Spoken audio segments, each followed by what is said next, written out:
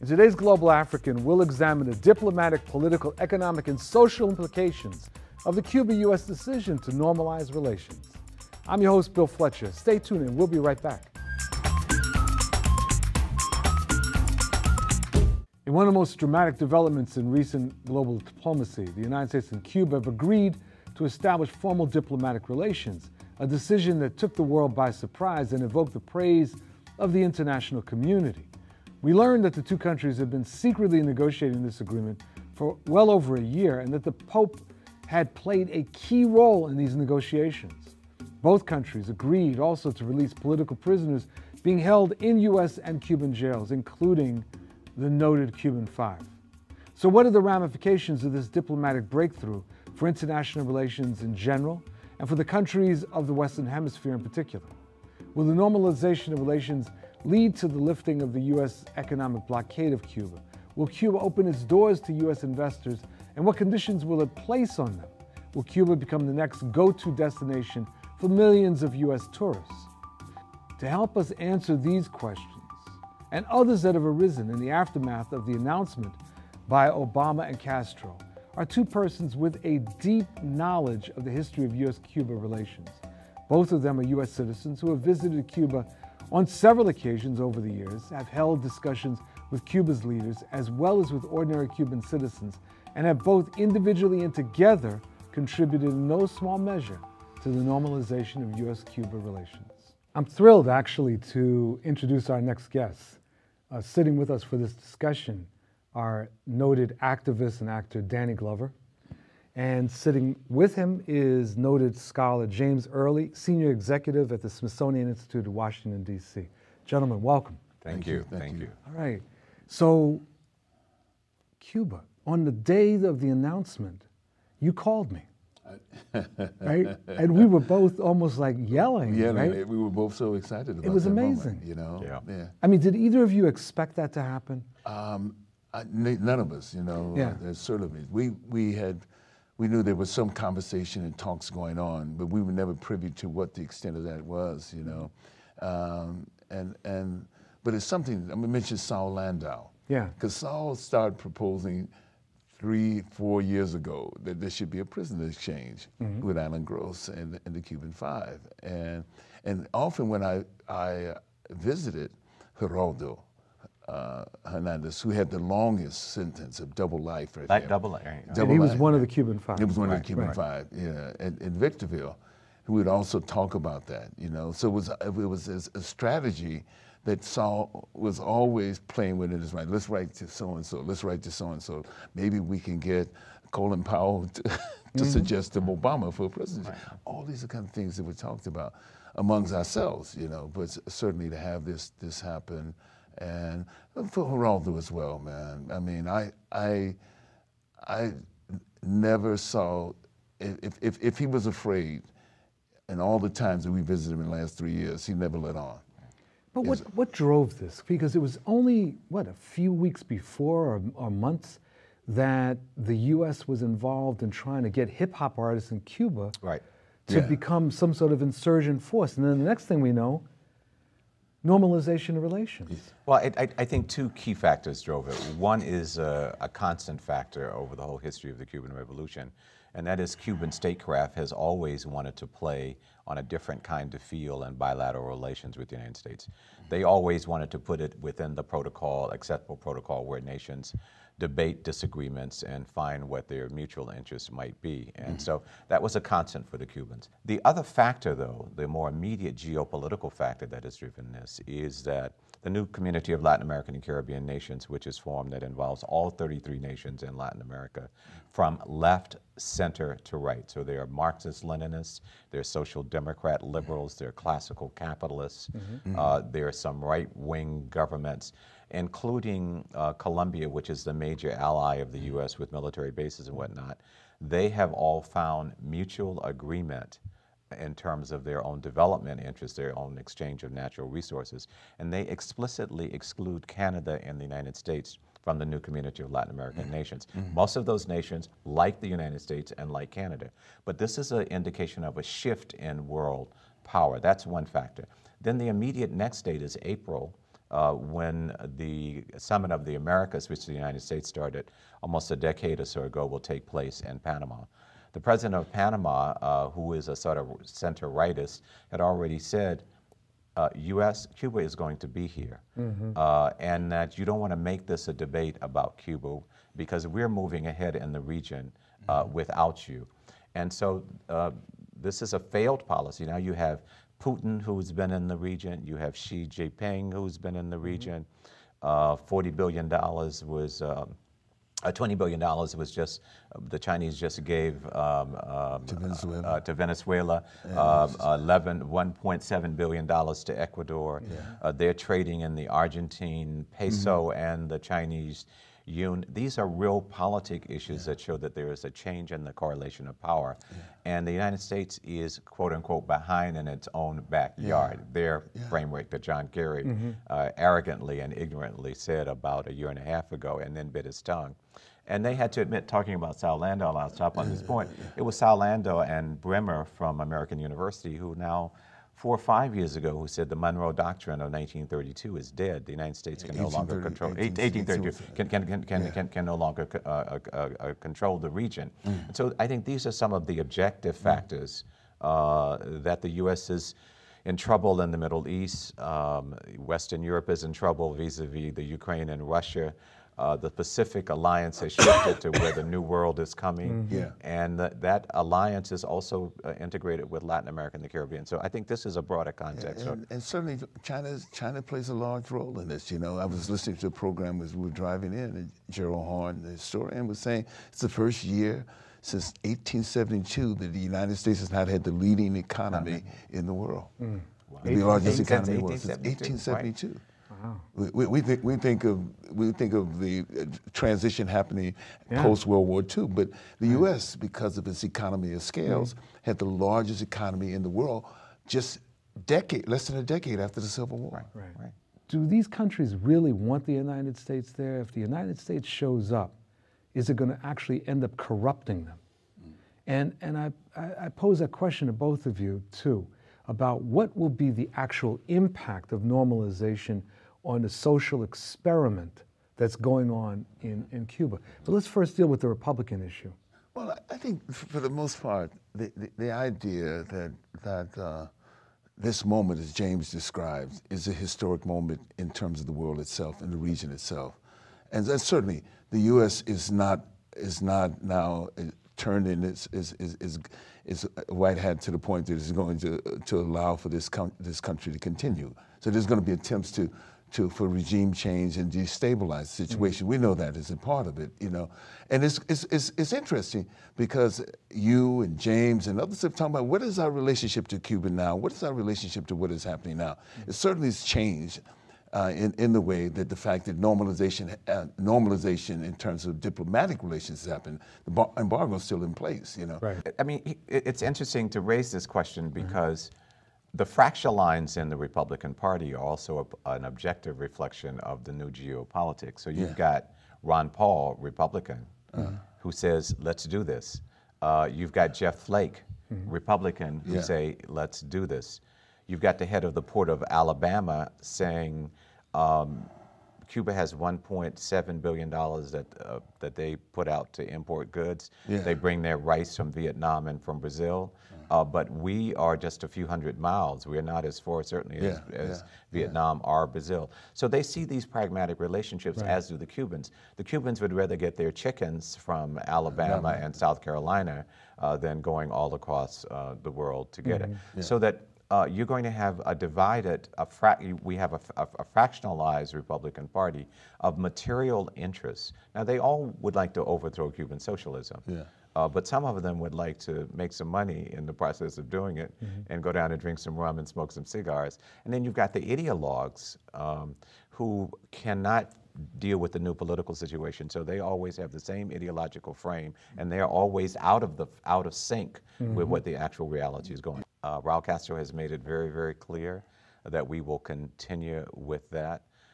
They are not giving up their self-determination. They're very pleased that for the first time in 200 years, they're being treated equally as other nations, even though they are being contested for their deep ideological and political distinction from the nation. So it's going to be an interesting battle within this U.S. Congress of the pragmatists. Just a few days before we shot this program, you've got the agricultural people meeting in Washington. The Chamber of Commerce has already been down there. So the signals are out that there is pragmatic interest in the Republican Party, and they will join with a more liberal interest within the Democratic Party.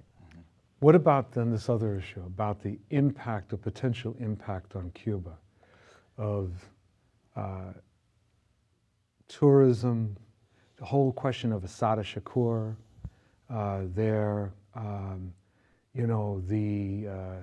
will there be an erosion? I mean, what should we expect, and what should we in the United States be thinking of doing? Progressive people in the United States. I think we have to focus on what was put on the table for the deal, and be very careful about extrapolating of what might be the other issues. And I'll come to one of those things that Asada Shakur, for example. What was put on the table is the only quid pro quo in this is a swap of prisoners. And people need to look at that very closely because they are not equivalencies. On the one hand, you've got the remainders of the Cuban Five who were defending their country against terrorism. They were not spying against the U.S., they were not a threat to the United States. On the other hand, this is not about the personhood of Alan Gross, it's about the function that he was carrying out. He was carrying out activities against the internal laws of the Cuban government through surreptitious parts of the United States government arm, the USAID. So they are not equivalencies, but that was the only swap. But what did the Cubans get out of it? They forced the United States to step within, again, the protocols of nations and not be a rogue state. They give the United States a pathway back into regional politics because it's not Cuba who came in from the cold, it's the United States who's coming in from the cold. Some of the things that the Cubans are going to have to guard against, flooding it with money, consumerism, they're already concerned about that. Certainly, the Cubans also had to deal with the issue of corruption as well. Huge. Which is huge right now. Already it's huge. Already it's huge. What does this mean, and what influence does this have now on the revolution itself? It's just a monopoly. I mean, this is one of the things that they're trying to figure out, how to keep the social advance in schooling and health and culture and whatnot, and allow people some reasonable consumer individualized taste interest without setting up monopoly. On the question of race, though, what we should be doing, whether we are liberal, right, or center, if we are honest and we're interested in social justice, the race question is a key one. It is the break, in my view, on overall development in Cuba, and the Cubans have no explicit policy to look at the issue. That's what I want to ask, that's when I first met you. But also, when we talk about what's happening in Cuba, what's the next step in Cuba, one of the things that we've all been talking about the issue of race for nearly 20 years now, around the issue of race. We've come there and talked about it, at symposiums on it, conferences on everything else, been to Cuba many times, and as James has said, I'm not going to come to Cuba anyway for a conference on race if you don't have anything specific on the table anyway. Well, let me just ask about that, because when you and I first met, it was on a Trans-Africa delegation to Cuba. And that was January 1999. 16 years. And we had the opportunity of meeting Fidel. And one of the things, Fidel Castro, and one of the things that struck me in that meeting, in addition to it being at 12:30 in the morning, was that he made this statement when he was talking about race. And he said, you remember this, he said that when they first took over, they thought it was a matter of changing laws. And they did that. And they didn't realize the extent to which it was more a problem of something that was hardwired into... Deeply cultural. Deeply. Which was quite interesting and remarkable statement, in part because it contrasted with the relative silence on this matter in other parts of the Cuban administration. And I'm just curious, beginning with you, Danny, in terms of since 1999, to what extent have you seen this issue being addressed, and how do you think about it in terms of normalization of relations? Well, first of all, I would look at it from the standpoint of popular culture, you know, in this instance, there's a film, what I'm involved in. And certainly I don't think that they've taken the steps that they could have taken since 1999 or even before, at the outset of the revolution itself. There are things, if you want to deal with the issue of race, there's things that you could do, projects that you could initiate that certainly deal with the issue of race. So I don't think that they've handled that issue. I think now that one of the things that happens with the opening up is that now the focus is on them in a different way, you know? And we can have the kind of discussion that often we could not have because we were on the one hand, concerned about in some sense, saying something disparaging about the Cuban Revolution or whatever. We can have a kind of open conversation with them different. And I think that's one of the critical things, important thing. As James said, it's a centerpiece of the conversation. If the revolution is to succeed or continue, it's going to have to come and deal with the issue of race. Because as we all know, as James says, it's both perfectly, you know, if you don't deal with your internal problems, they're going to find somebody a way to deal with from the outside. You know. Well, let me ask you specifically on this, because you and I have talked about this.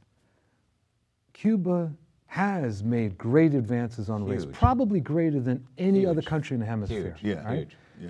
Yet something is holding back theorizing this, advancing this, addressing the successes and failures. What is it? I think three admitted factors.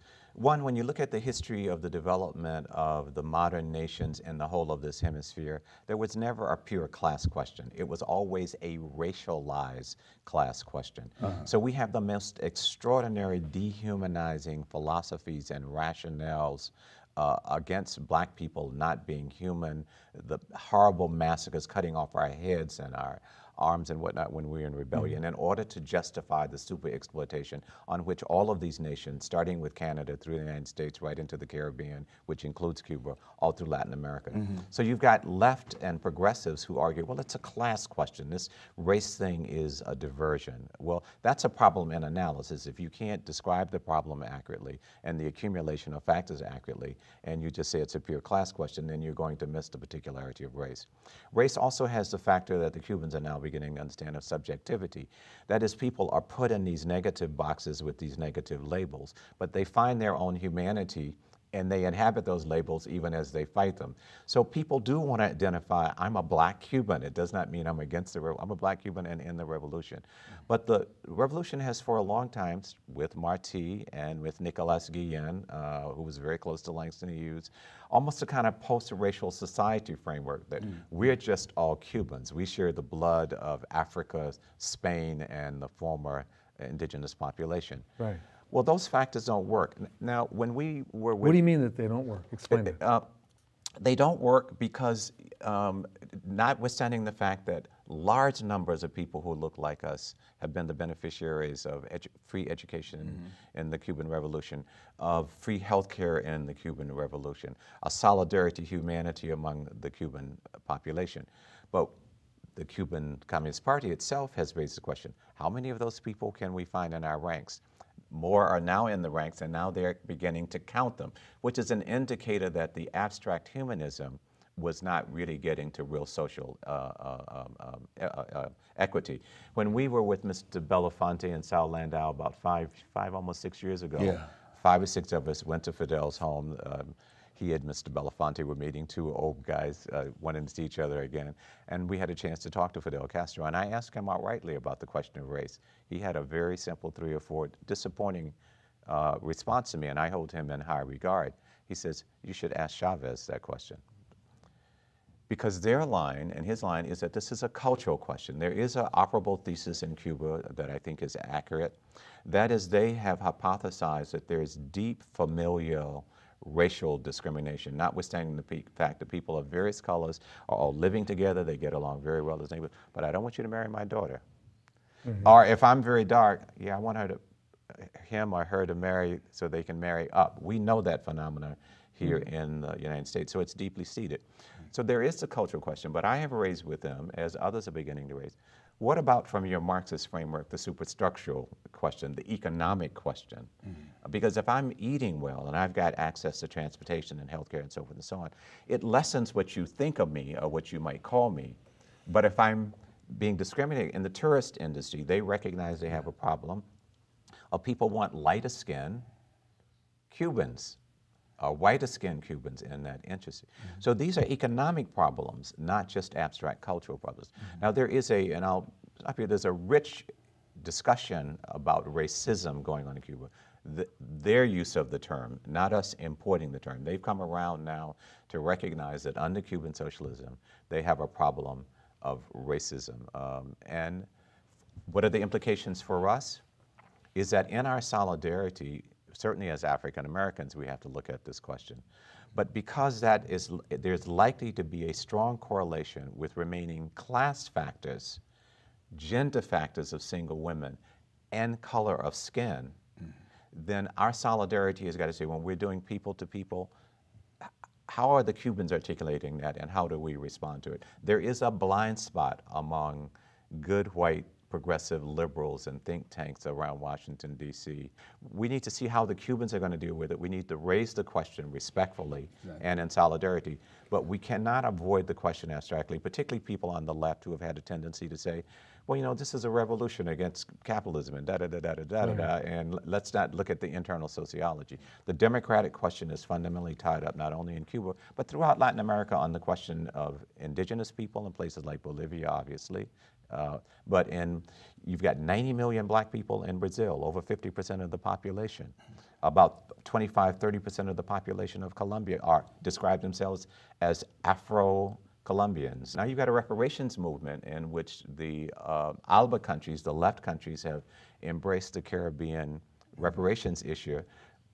But the question is, will they talk about Latin America? They're embracing the Black Anglo-Caribbean. So these are implications, I think, for our conversation. What needs to be done right now? Well, I think we need to maintain a vigilant opposition to the embargo itself. That's all in Congress's hand, and the Republican Congress doesn't look like they're going to make that choice unless there is a real fundamental split between those who see the business interests and those interests that go beyond ideology. So I think that's part of it. I can't think about what are the other kind of things that we could do. Certainly, it would be, it's an opportunity for us as African Americans to play a strategic role. Can we build a movement around real normalization? I mean, is there a basis in the United States for a real movement around normalization? And the economic factors are going to force that. For example, someone has just invited me to a meeting with Ron Paul, and I just, it was the last 24 hours, and I've been puzzling, thinking, why would they even ask me? But then I think, hey, James, I think you got to grow up another step, brother. Go to this meeting. Ron Paul says he supports normalization with Cuba. And we've got to figure out, can we fit into those kinds of fronts in real politics and maintain our integrity?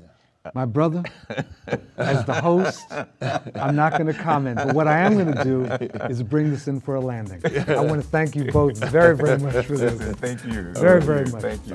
Good. And thank you for watching this episode of The Global African. I'm your host, Phil Fletcher, and we'll see you next time. Take care.